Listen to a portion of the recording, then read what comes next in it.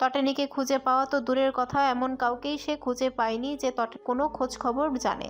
এই অন্ধকারময় অনিশ্চয়তার মাঝে একদিন ল্যাথ ভুল করে বলে ফেলে, ভাবি ওই অ্যাক্সিডেন্টে মারা যায়নি তো? হয়তো যার গাড়ির সঙ্গে দুর্ঘটনা ঘটেছিল সেই তার মৃতদেহ লুকিয়ে ফেলেছে। ল্যাথের এই কথায় যেন উমায়ের হৃদয় তীরের মতো বিঁধল। রাগে, যন্ত্রণায়, বেদনায় সে নিজেকে ধরে রাখতে পারেনি। প্রথমবারের মতো সে ল্যাথের গায়ে হাত তোলে। ল্যাথ যদিও এতে কিছু মনে করেনি, কারণ সে জানতো উমায়ের হৃদয় কতটা ভারাক্রান্ত। সাথে তার এই কথাটি বলা উচিত হয়নি, এটা সে নিজেও বুঝেছিল। তাই উমায়ের রাগ পড়ে যাওয়ার অপেক্ষায় ছিল। ল্যাথ জানতো রাগ কমলে উমায়ের ঠিক তার কাছে ফিরে আসবে। তাই হয়েছিল, রাগ পড়ে গেলে উমায়ের আবার তার কাছে ফিরে এসে কথা বলেছিল তটানির খোঁজে নতুন কোনো দিশা খুঁজতে, কিন্তু প্রতিবারই সেই দিশা যেন আরও বেশি ঘোলাটে হয়ে উঠেছে। তটানির অনুপস্থিতি, অনিশ্চয়তা আর তার খোঁজ না পাওয়ায় এই অন্তহীন ক্লান্তি যেন উমায়ের জীবনের অংশ হয়ে উঠেছে।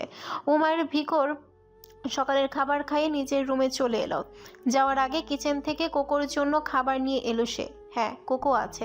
তটানি খাঁচার দরজা খুলে রাখলেও কোকো বাইরে উড়ে এসে কিছুক্ষণ পরে নিজে থেকেই ফিরে আসে। এক সময় যে কোকো ছিল উমায়ের চোখের বিষ, এখন সেই কোকোই যেন তার প্রিয় সঙ্গী। কোকোর যত্ন নেওয়া এখন উমায়ের নিত্যদিনের অভ্যাস। কোকো যে এক সময় উমায়েরকে দেখলেই চেঁচামেচি করতো, বিরক্ত হতো, অথচ এখন কোকো তাকে খুব ভালো করে চেনে, এমনকি তার যত্ন নেয়। উমায়ের কোকোকে অদ্ভুত এক নাম শিখিয়েছে, নামটি হলো তনির্বর। কোকো সেই নামটি বলতে শিখে গেছে, আর সেটি বলতে বলতে যেন ঘরে হাস্যরস তৈরি করে। সকালে কোকোর খাবার নিয়ে উমায়ের ব্যালকনিতে গেল। তাকে খাবারের পাত্র হাতে দেখে কোকো ডানা ঝাপটাতে শুরু করলো। তারপর তার মিষ্টি কণ্ঠে চিৎকার করে বলতে থাকলো। কোকোর এমন এলোমেলো কথা শুনে উমায়ের গুমট মনেও এক টুকরো মৃদু হাসির রেখা খেলে গেল, আর চোখে মুখে এক মায়াবী প্রশান্তি ভরে উঠল, যেন জীবনের বিষণ্ণতা ভুলে গেলে এই ছোট্ট পাখিটার সরল কথায়। ব্যালকনির শীতল বাতাস আর কোকোর চঞ্চলতা যেন কিছু মুহূর্তের জন্য তার সব দুশ্চিন্তা ভুলিয়ে দিল। উমার বিষণ্ণ কণ্ঠে বলে উঠল, তুই তো একটা পাখি, বুঝতে পারিস তুই কার ভালোবেসেছিলি আর কার বিষ। কিন্তু সে তো মানুষ, সে বুঝলো না আমার কিছু। কাছে থাকলে পোড়াতো আর দূরে গিয়েও পোড়াচ্ছে, দাবানলের মতো। কথাটি বলে তার মুখে তিক্ততার ম্লান হাসি খেলে গেল। কোকো তাকিয়ে আছে, কিন্তু বুঝেছে কি কে জানে। উমায়ের খাবারের পাত্রটা ধীরে ধীরে খাঁচার মধ্যে রাখলো। তারপর নিরাশ কণ্ঠে ম্লান হেসে বলল, আমার পাষাণ ঝাঁসি মহিলা জানতে পারল না যে তার খোঁজে কেউ কতটা উন্মাদ, পাগল হয়ে যাচ্ছে। তার জন্য কেউ কতটা বিরহে, কতটা শক্ত অব্যক্ত যন্ত্রণায় তরপাচ্ছে, আহাজারি করছে।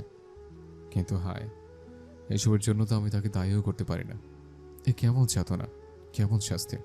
কথাগুলো বলে সে নিঃশ্বাস ফেলল, কিন্তু কোকো তো একটা পাখি, মানুষ নয়। উমারের এই গভীর কথা তো কি আর সে বুঝতে পারে? কিংবা হয়তো পেরেছে, আবার হয়তো না। খাঁচার বাইরে থেকে তাকিয়ে উমায়ের শুধু দীর্ঘশ্বাস ফেলল, যেন কোনো এক অতলান্ত যন্ত্রণার সাগরে ডুবে গেল তার পুরো অস্তিত্ব। কোকো কিছুক্ষণ উমায়ের দিকে তাকিয়ে রইল, তারপর নিজের মতো খাবার খেতে লাগলো। খাওয়ার ফাঁকে হঠাৎ নিজের মতো আওড়াতে শুরু করলো। পাখিটার কথায় উমায়ের থমকে গেল। একটু পর কথাটি সম্পূর্ণ বুঝতে পেরে বিষাদ মাখা একা হাসি ফুটল তার মুখে। কুকুরের দিকে তাকে অস্পষ্টভাবে ফিসফিস করে বলল, আসলে তোর তনি পাষাণ। তুই যদি পারিস, সে মানুষ কেন পারে না আমাকে আপন করে নিতে? কথাগুলো বলতে বলতে তার কণ্ঠ ভারী হয়ে এলো। কোকো ততক্ষণে আপন মনে খাঁচার ভেতরে খাচ্ছে। সে যে তো অবুঝ, তার জীবনের কথা সে বা কী করে বুঝবে। রাত প্রায় 10টা। বাড়ির নিস্তব্ধতা ভেদ করে হঠাৎ কলিং বেলে আওয়াজ তটনির কানে এলো। সে খুশি মনে নিজের ঘর থেকে বেরিয়ে দরজার দিকে এগিয়ে যায়। দরজা খুলতে চোখে পড়ল রিবাস। তবে তার মলিন মুখ দেখে তটনির বুক ধক করে উঠল। এক মুহূর্তে মনের ভেতর যেন আশঙ্কার মেঘ জমে উঠল। সে ধীর পায়ে দাঁড়িয়ে রিবাসকে ভিতরে আসার পথ করে দিল। রিবাস কোনো কথা না বলে সোজা চলে গেল রুমে ফ্রেশ হতে। তটানি দরজার পাশে দাঁড়িয়ে অস্থিরভাবে ভাবতে লাগলো। রিবাসের এমন চুপচাপ থাকা স্বাভাবিক নয়, কিছু তো হয়েছে, না হলে সে এমন মলিন মুখে ফিরবে কেন। তার সেদিনের ঘটনা মনে পড়ে। রিভাসকে নিজের জীবনের জটিল সত্যগুলো জানিয়ে সে যখন তার মায়ের সাথে কথা বলার অনুরোধ করেছিল, রিভাস দ্বিমত করেনি। তার ফোনটা দিয়ে বলেছিল কথা বলো, কিন্তু বারবার চেষ্টা করেও তটানি তার মায়ের ফোনে যোগাযোগ করতে পারেনি। ফোনটা বন্ধ পাওয়া মাত্রই তার মনের ভেতর উদ্বেগ দানা বাঁধতে থাকে।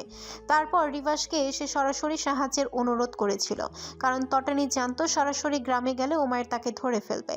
রিভাস তার কথায় রাজি হলেও পরবর্তী কয়েকদিনে তার কাজের চাপে কোনো ব্যবস্থায় নিতে পারেনি। কয়েকটা গুরুত্বপূর্ণ হার্ট অপারেশনের পর কাজে ছিল তার একটু ফাঁকা সময়। তাই ভোরের দিকে এসে তটানির গ্রামে গিয়েছিল। তবে রিভাসকে এমন মলিন মুখে ফিরতে দেখে তটানির শঙ্কা আরও গাঢ় হয়ে উঠল। তার মনে নানা আশঙ্কা মাথা চাড়া দিয়ে উঠল। এই কয়েকদিনে রিভাসের সাথে তার ভালো একটা বন্ধুত্ব গড়ে উঠেছে। শুধু রিভাস নয়, সানজির সাথেও। সানজি প্রায় তটানির সাথে দেখা করতে হসপিটালের কাজ শেষে করে রিভাসের সাথে আসে। প্রথম দিকে তটানি একটু দ্বিধাগ্রস্ত থাকলেও রিভাস এবং সানজির আন্তরিক ব্যবহারে ধীরে ধীরে তাকে স্বাচ্ছন্দ্য এনে দেয়। সানজি প্রায় তার সুবিধা অসুবিধা নিয়ে খোঁজ খবর নেয়। তাদের এমন আচরণে তটানি অবাক হয়। এরা যেন তাকে অতি সহজে আপন করে নিয়েছে। রিভাসের ডাক শুনে তটানি ভাবনার জাল থেকে বেরিয়ে এলো। লিভিং রুমের দিকে এগিয়ে সোফায় বসলো। রিভাস তার সামনেই বসলো। গম্ভীর মুখে তটানি তার দিকে এক ঝলক তাকে দ্রুত চোখ সরিয়ে নিল। কিন্তু সেই এক ঝলকেই বুঝে গেল রিভাস মাত্রই শাওয়ার নিয়ে এসেছে। তার ভেজা চুল থেকে পানির কণা গড়িয়ে পড়েছে। রিভাসের মুখে গাম্ভীর্য তটানির মনের অস্থিরতাকে আরো বাড়িয়ে তুলল। সে গভীর চিন্তায় ডুবে গেল, কিন্তু তার মনের প্রশ্নগুলো যেন আরো বেশি করে জেগে উঠল। কি হয়েছে রিভাসের? কেন সে এমন মলিন মুখে ফিরল? তার মা, বাসার সবাই ঠিক আছে তো? উমায়ের তার পরিবারের সাথে খারাপ কিছু করেনি তো? আমি এখন যা বলবো তোমার তা মেনে নিতে হয়তো খুবই কঠিন হবে, তবুও বলবো নিজেকে শক্ত করে রেখো, উত্তেজিত হবে না। স্রষ্টা আমাদের ভাগ্যে যা লিখেছেন তাই হবে। আমরা যত যাই করি না কেন তা কখনো খণ্ডাতে পারবো না। রিভাসের কথাগুলো যেন ভারী পাথরের মতো আছড়ে পড়ল তটানির হৃদয়ের উপর। তার কণ্ঠের গভীরতা আর শীতল স্থিরতা সেই মুহূর্তটাকে আরো রহস্যময় করে তুলল। তটানি অনুভব করলো তার চোখের পাতা তীর তীর করে কেঁপে উঠেছে, যেন কোনো অজানা শঙ্কা তাকে গ্রাস করেছে। বুকের ভেতরে হৃৎপিণ্ডের স্পন্দন এক লহমায় দ্রুত হয়ে গেল, যেন পাঁজর ভেদ করে বেরিয়ে আসতে চায়। তার শ্বাস প্রশ্বাস ভারী হয়ে এলো। এক অজানায় ভয়, এক অদ্ভুত প্রতীক্ষা তার সমস্ত সত্তাকে আঁকড়ে ধরেছে। নিজের মনের গভীর থেকে সে বুঝতে পারল পরবর্তী মুহূর্তে যা শোনার অপেক্ষা তা হয়তো তার জীবনের পথ চিরতরে বদলে দিতে চলেছে। গ্রামে অয়ন নামে যে ছেলেটা ছিল, যে তোমাকে বারবার বিরক্ত করত, তার ক্ষোভ ছিল একটাই, তোমাকে নিজের করতে পারেনি। সেই অপমান আর রাগ সে চাপা রেখেছিল এতদিন, কিন্তু সেই বিষ তার ভেতরে ছড়িয়ে পড়েছিল আর শেষে গিয়ে আছড়ে পড়ল তোমার ভাইয়ের ওপর। 1 সপ্তাহ আগে তোমার ভাই তখন বাজার থেকে ফিরছিল। সে সময় অয়ন তাকে ডেকে কথা বলার জন্য অজুহাতে কাছে টানে। তোমার ভাই যেহেতু প্রতিবন্ধী, তাই তার ষড়যন্ত্র বুঝতে পারেনি। কথার ছলে ধীরে ধীরে অয়ন তাকে নিয়ে যায় জনমানবহীন এক রাস্তার মাঝখানে। রাস্তার দুপাশে শুধু শূন্যতা। এক সময় হঠাৎ করে দূর থেকে দ্রুত গতিতে ছুটে আসা একটা ট্রাক দেখা যায়। অয়ন মুহূর্তের মধ্যে রাস্তা থেকে সরে গেল, কিন্তু তোমার ভাই কিছু বুঝে ওঠার আগেই ট্রাকটা তাকে চাপা দিয়ে চলে যায়।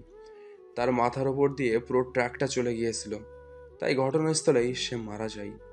রিভাস এক মুহূর্ত চুপ করে গেল, গভীর শ্বাস নিয়ে তটানির মুখের দিকে তাকালো। মেয়েটার চোখ দুটো বন্ধ, কিন্তু চোখের কোণে অশ্রু গড়িয়ে পড়েছে। দাঁতে ঠোঁট কামড়ে নিজেকে সামলানোর চেষ্টা করেও ব্যর্থ। রিভাস আবার বলতে শুরু করলো, গলার স্বরে যেন আরো গভীর দুঃখের ছোঁয়া।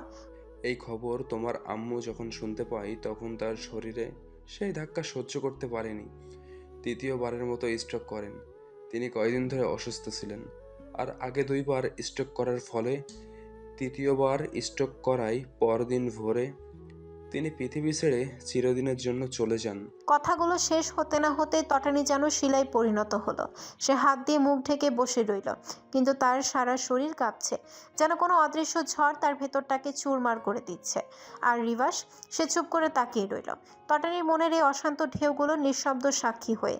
তটানি ধীরে ধীরে উঠে দাঁড়ানোর চেষ্টা করলো, কিন্তু তার পা টলমল করছে।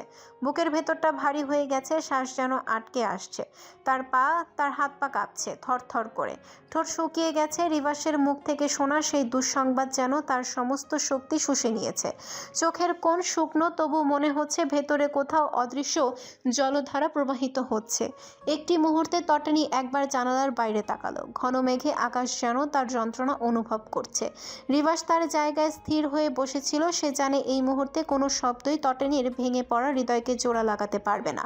হঠাৎ তটানির শরীর ভারসাম্য হারালো। দেয়ালের দিকে হাত বাড়ালেও শরীর তাকে সমর্থন করল না। সে একদম মেঝেতে বসে পড়লেন। রিভাস ছুটে এসে তটানির কাঁধে হাত রাখলো। তার ঠোঁট বেঁকে যেতে শুরু করেছে। ডান হাতে একেবারে অসাড় হয়ে ঝুলে পড়েছে। তটানির ঠোঁট কাঁপছে, কিন্তু কথা বের হচ্ছে না। এটা দেখে রিভাস উত্তেজিত হয়ে বলল, তটিনী শোনো, তুমি আমার কথা শুনতে পারছো? তটানির দৃষ্টি ঝাপসা হয়ে গেছে। তার চোখে শুধুই অসহায়তা। রিভাস বুঝলো এটা আর শুধু শ্বাসকষ্ট নয়, এটা স্ট্রোক। তার মাথার ভেতর ঘন্টার মতো শব্দ বাজতে লাগলো। সে দ্রুত নিজের ফোন বের করে অ্যাম্বুলেন্স ডাকলো, কিন্তু তার মনে হলো সময় যেন থেমে আছে, আর প্রতিটা মুহূর্ত যেন তাকে গ্রাস করেছে। অপেক্ষা করার আর সাহস হলো না। তটানিকে যত দ্রুত সম্ভব হাসপাতালে নিয়ে যেতে হবে। সে তাকে দুই হাতে পাঁজা কোলে করে তুলল। তটানির শরীর তখন নিথর, তার নরম হাতগুলো লতিয়ে পড়েছে। রিভাস তাকে তার মার্সিডিজ গাড়ির ড্রাইভিং সিটের পাশের সিটে বসিয়ে দিল। সে তটানির সিট বেল্ট লাগিয়ে দ্রুত ড্রাইভিং সিটে বসে পড়ল। তার হাত তখনও কাঁপছে। ইঞ্জিন চালু করে গাড়ির গতি বাড়িয়ে দিল। রাস্তার বাতিগুলো ঝাপসা হয়ে যাচ্ছে। দ্রুত গতিতে পেছনে চলে যাচ্ছে, কিন্তু তার মন আটকে আছে তটানির মুখে। সময় যেন থেমে গেছে। তার হৃদয়ের গভীরে যে ভয় আর আশার মিশ্রণ কাজ করছে, তা কেবল তার দৃষ্টিতেই প্রতিফলিত। তটানি নামটি যেন জলের মতো স্বচ্ছ, নদীর মতো প্রবাহমান। তার কথা, তার হাসি, এমনকি তার চোখের গভীর দৃষ্টিও যেন একটি অতল রহস্য বহন করে। সে মেয়েটাকে প্রথম অন্যদের মতোই ভেবেছিল, একজন সাধারণ মানুষ। কিন্তু যতই সময় গড়িয়ে ততই সে বুঝেছে তটানি সাধারণ নয়। তটানি হলো তার জীবনের সেই প্রবাহ, যে তার শুষ্ক মনোভাবকে সজীবতা দিয়েছে। হয়তো সে তাকে পছন্দ করতে শুরু করেছে, কিন্তু তটানি তো বিবাহিত তো তাই কি হয়েছে? তটানি তো তার সাথে সংসার করবে না। তটানি উমাইরকে তালাক দিয়ে দিলে সে তার অনুভূতির কথা জানাবে তটানিকে। তটিনী, আমি আসি, আমি তোমাকে বাঁচাবো। বলে রিভাস গাড়ির গতি আরও বাড়িয়ে দিল। হয়তো তটানি জানেও না, তার হাসি, তার নির্বিকার দৃষ্টিতে ছড়িয়ে দেওয়া উষ্ণতা তাকে এমন এক জগতে নিয়ে গেছে যেখানে সে আগে কখনো যায়নি। তটানি তার জীবনের নদী, আর সে নদীর জন্য সে সর্বস্ব বিলিয়ে দিতে প্রস্তুত। রিভাস তার বাসা থেকে গাড়ি নিয়ে বের হতেই কালো স্যুট পরিধান বডিগার্ড টাইপের কয়েকটা লোক ঝোপের আড়াল থেকে বের হলো। তার মধ্যে থেকে একজন ফোন হাতে নিয়ে দ্রুত কাউকে কল দিল। ওপাশ থেকে কল ধরতে বডিগার্ডটি হন্তদন্ত হয়ে বলল, ম্যামের হয়তো কিছু হয়েছে। ছেলেটি ম্যামকে পাজাকোলা করে গাড়িতে তুলে নিলেন। বের হতে দেখা গেল। তার এমন কথায় কলের ওপাশের ব্যক্তি ক্রোধে স্পষ্ট হয়ে উঠে কপালের শিরাগুলো। আগুনের লেলিহান শিখার ন্যায় জ্বলে উঠে হিংস্র পশুর ন্যায় শানিত দৃষ্টি। দুই অধরের মাঝের চলন্ত ট্রেজার সিগারেটটি বাম হাতে নিয়ে শক্ত মুষ্টি করে চেপে ধরল। ক্রোধে শক্ত হয়ে কুঁচকে উঠে ভ্রুদয়, আর তার বলিষ্ঠ চোয়াল শক্ত হয়ে এলো। দুই অধর শক্তভাবে একে অপরের মধ্যে চেপে ধরল, যেন অগ্নিস্ফুলিঙ্গের মতো। তার ভেতরে উত্তেজনার জ্বালা আরও বাড়ছে। এবার বজ্রপাতের মতো গর্জন করে বলে উঠল, how does a scoundrel dare to touch my honey bag? উমাইরের এমন কথায় বডিগার্ড ঘাবড়ে গেল। সে কি বলবে তা খুঁজে পেল না। সে তো বলল ম্যামের হয়তো কিছু হয়েছে। তাহলে অসুস্থ, তাকে না ছুঁয়ে কিভাবে নিয়ে যাবে হসপিটালে? কিন্তু ওই কথাটা এই সাইকো ব্যাটার কিভাবে বুঝবে?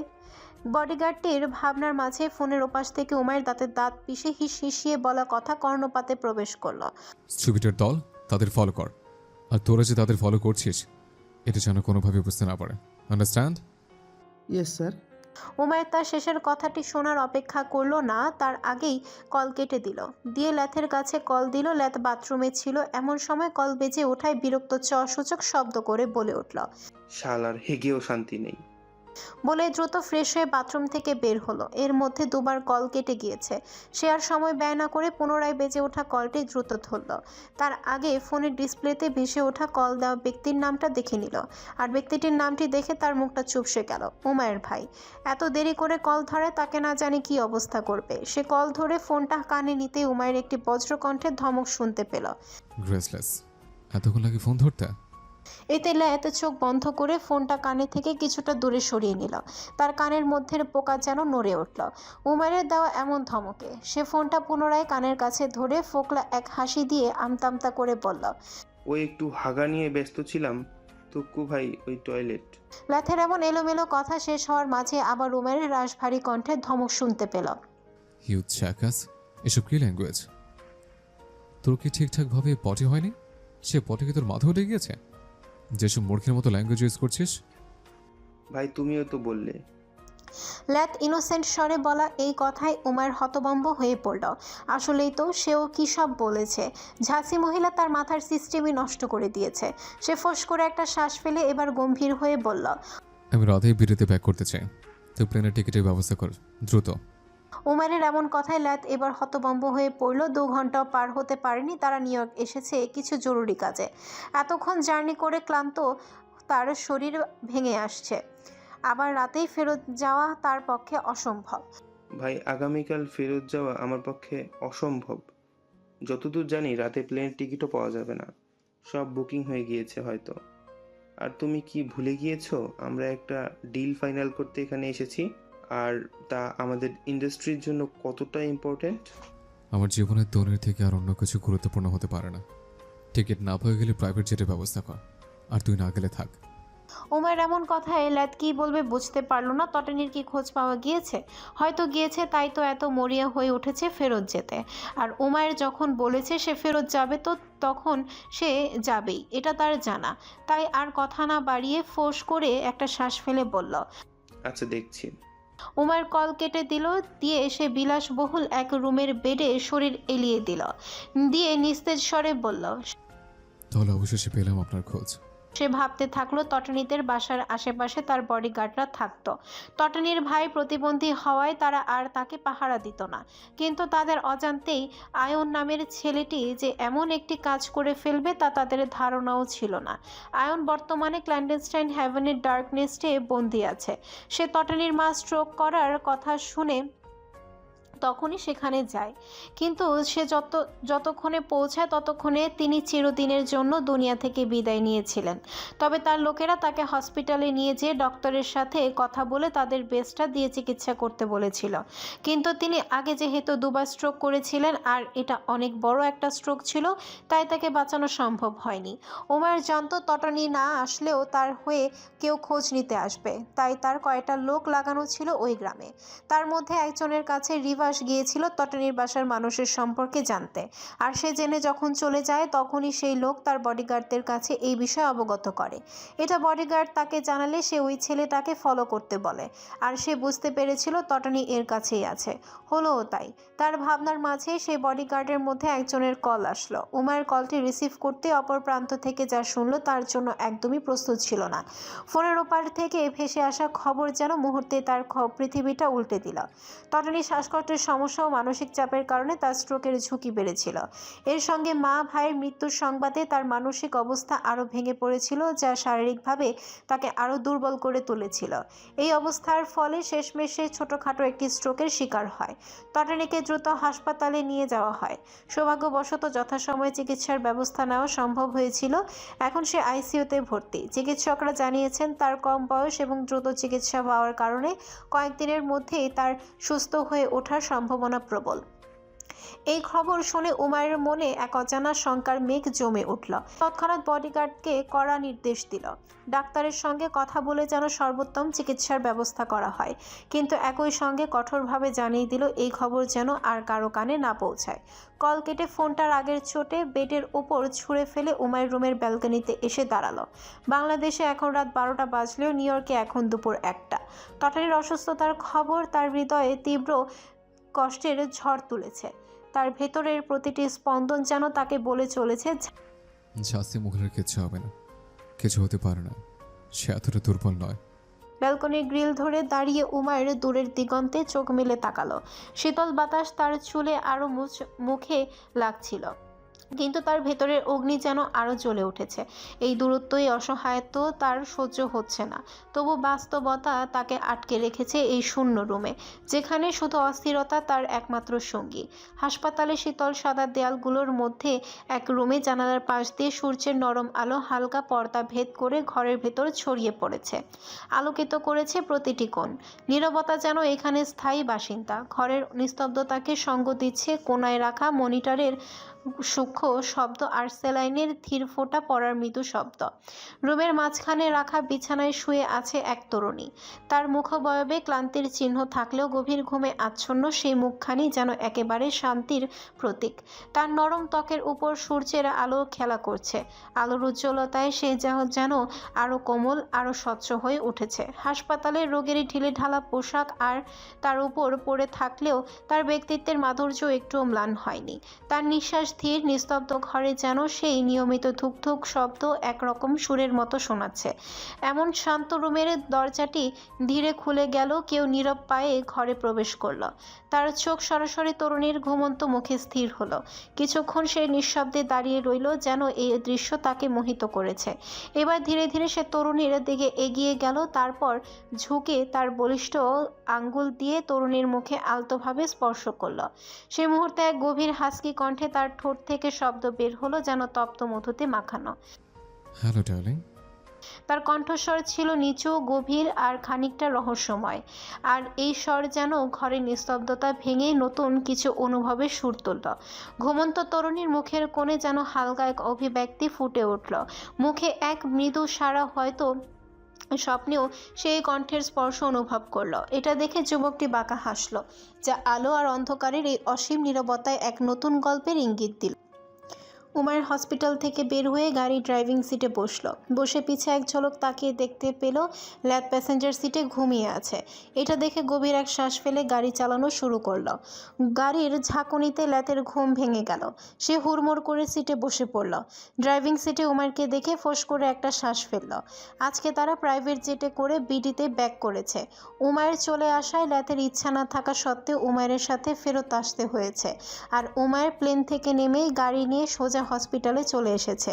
সে হসপিটালের মধ্যে গেলে ল্যাদ প্যাসেঞ্জার সিটে একটু বিশ্রাম নিতে শুয়ে পড়েছিল, কিন্তু দুদিন না ঘুমানোর জন্য ক্লান্তিতে তার চোখ জোড়ায় ঘুম নেমে এসেছিল। উমায়ের ক্ল্যান্ডেস্টাইন হ্যাভেনে ফেরত আসলো। ল্যাদকে গাড়ি পার্কিং করে রুমে যেয়ে বিশ্রাম নিতে বলল। ল্যাদও তার কথায় দ্বিমত পোষণ করলো না, কারণ এই দুদিনে ছোটাছুটি করতে যেয়ে ক্লান্তিতে তার শরীর ভেঙে আসছে। ল্যাদ এক ঝলক তার দিকে তাকালো। উমায়ের তখন স্নোফ্ল্যাক প্যাটার্নের ব্ল্যাক লম্বা পশমি কোটটি খুলে গাড়ির মধ্যে ছুঁড়ে ফেলল। তার মুখের মাস্কটিও খুলে রাখলো এক পাশে। কোট খুলতে উমারের পেটানো শরীরের উপর পরে থাকা টাইট ব্ল্যাক টি শার্টটি স্পষ্ট দেখা গেল। তার সুগঠিত শরীরে পেশিগুলো যেন আলো ছড়িয়ে দিচ্ছে। ফর্সা ত্বকের বলিষ্ঠ হাতে সূর্যের আলো গড়ে চকচক করছে। তার মুখটি কঠোর, কিন্তু সে কঠোরতারও তার সৌন্দর্যকে ম্লান করতে পারেনি। উমারের মধ্যে এমন একটি মহিমা আছে যা কারো নজর এড়াবে না। ল্যাদ হঠাৎই নিজেকে এক অদ্ভুত চিন্তার মধ্যে আবিষ্কার করল। যদি সে মেয়ে হতো তাহলে উমায়ের প্রেমে হাবুডুবু খেত নিশ্চিত। এই ভাবনাটুকু মনে আসতে লজ্জা অস্বস্তিতে মাথা সরিয়ে নিল। এরপর খুব খুব করে কাশতে লাগলো, যেন নিজেকে সামলানোর চেষ্টা করছে।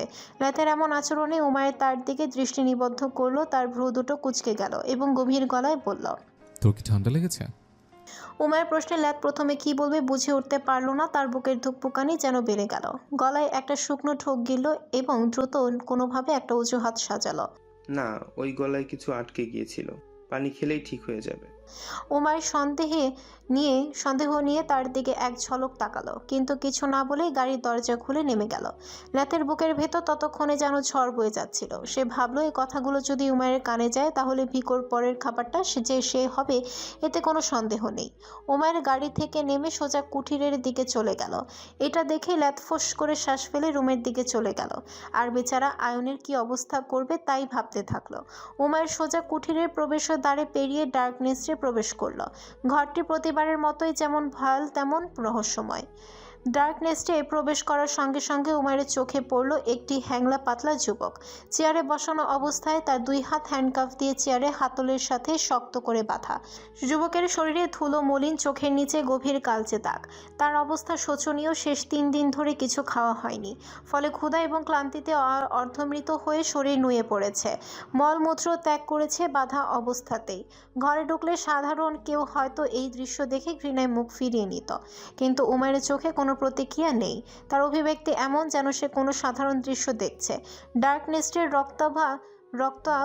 রক্তাভ লাল আলো পুরো ঘরটিকে অস্বাভাবিক গুমট এবং ভয়াবহ করে তুলেছে।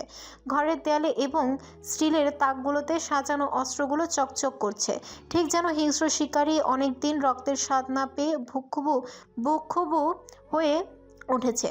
উমায়ের চোখে অস্ত্রগুলোর দিকে তাকিয়ে এমন অনুভূতি হলো যেন এই ধারালো অস্ত্রগুলো রক্তের গন্ধে মাতোয়ারা হতে উদ্গ্রীব। ধীর পায়ে হেঁটে উমায়ের যুবকের সামনে দাঁড়ালো।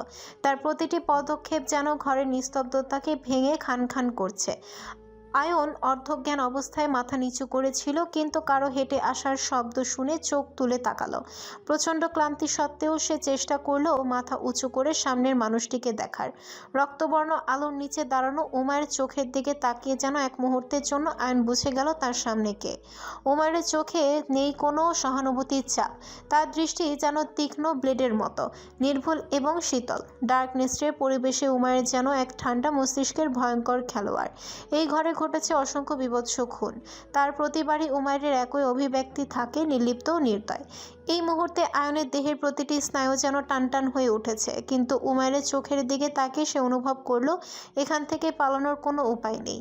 এ যেন শিকার আর শিকারীর সেই অনন্ত খেলা, যেখানে জিত সব সময় শিকারীর। আজ 3 দিন পেটে কিছু না পড়ায় আর এখান থেকে বের হওয়ার জন্য অনেক চিৎকার করে সাহায্য চেয়েছে, কিন্তু এতে কোনো লাভ হয়নি। সে উমায়েরকে দেখে বুঝতে পারলো এই লোক তাই তাকে এখানে বন্দি করেছে, কিন্তু কেন তা বুঝতে পারছে না। তাই এবার ভাঙা ভাঙা কণ্ঠে বলল, একটি নিষ্পাপ প্রতিবন্ধী ছেলে কি অপরাধ করেছিল যে তাকে মেরে ফেললি?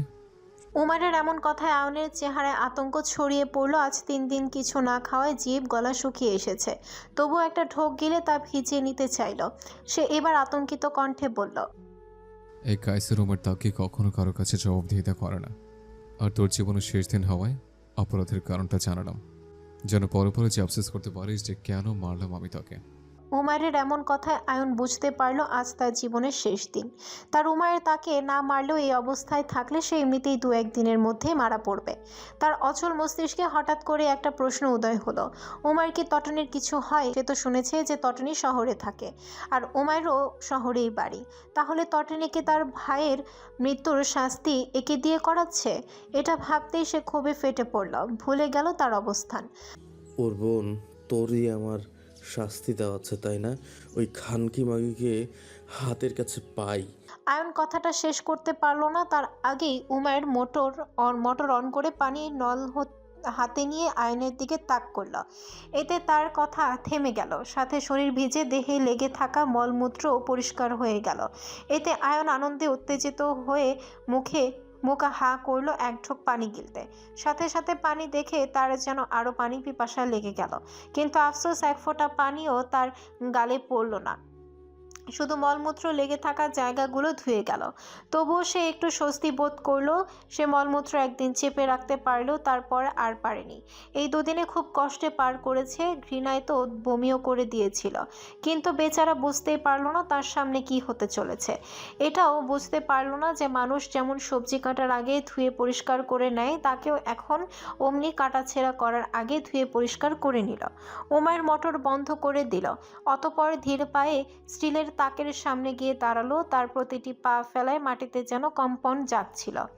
সেখানে সারি সারিভাবে অস্ত্র সাজানো, জাপানি কাটানা ড্যামেক্স স্টিল ব্লেড, জাপানি শেফ নাইফ, কার্বন স্টিলের নাইফ ইত্যাদি। সে প্রতিটি অস্ত্রকে গভীর মনোযোগে পর্যবেক্ষণ করে নিল।